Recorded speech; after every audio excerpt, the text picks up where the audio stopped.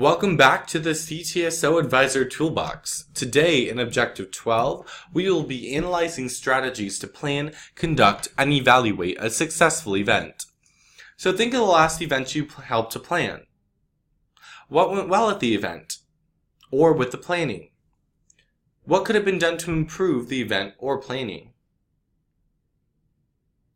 One thing that you may have thought of is that you didn't delegate tasks, and maybe you're a micromanager and you thought that you could do everything, but you realized later on that you need to delegate tasks. Or maybe you didn't keep a written plan or a book listing of tasks that needed to be done. Maybe you did have helpers and coworkers, but they didn't complete their tasks or responsibilities. These are all things that can be improved and things you need to take into consideration when planning a successful event. Plan, but don't get too attached to your plans. Think of different opportunities for your event, to have a worst case scenario moment. Everything that you plan at an event won't go the way that it was exactly scripted out to go. For example, I remember state and even national conference events and for our opening session, for example, that didn't go exactly as we planned, and so we had to adapt to it.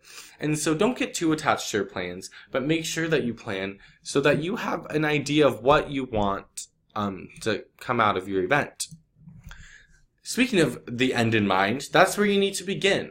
Make sure that you have some sort of event guide to help guide you. You have an accountability chart, and you do a reflection and an evaluation. Once you have your set date, work backwards. First, get approval from all your venues or from your proper school officials. It'd be horrible to do all of this work for an event only to find out you don't have the proper permission to conduct the event.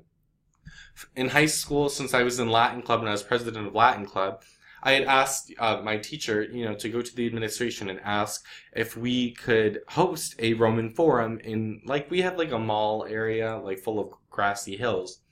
She never went, and so when we started setting up, we didn't have the proper permission to do it, so we had to take it down and wait till the week after. So make sure that you have the proper permission. Just as you begin with the end in mind in your scope and sequence and unit planning, the same is here. What are your objectives for, this event? What do you want students to walk away with, or partners? For your accountability chart, create a list of tasks, delegate responsibility, put people in charge. It's an honor and a privilege to be the one in charge of planning this event. Assign partners and assign due dates. Make sure that you follow up, and follow up.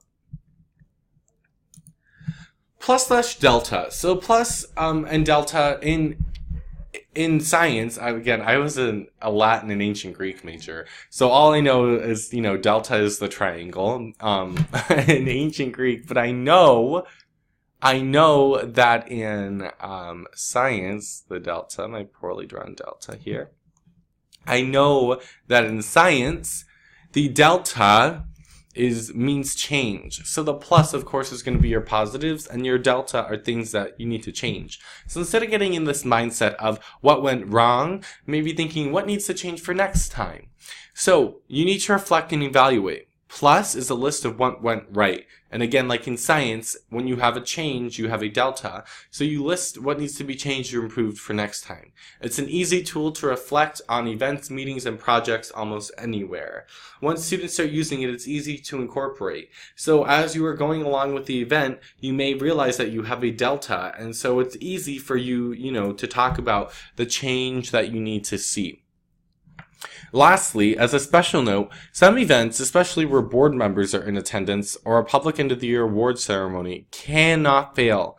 A negative fallout will affect the future of your CTSO, so practice, and plan for the worst-case scenario. The advisor must closely oversee and possibly take charge to ensure success. Remember when we discussed when there might be a point in time when an advisor might have a leadership role?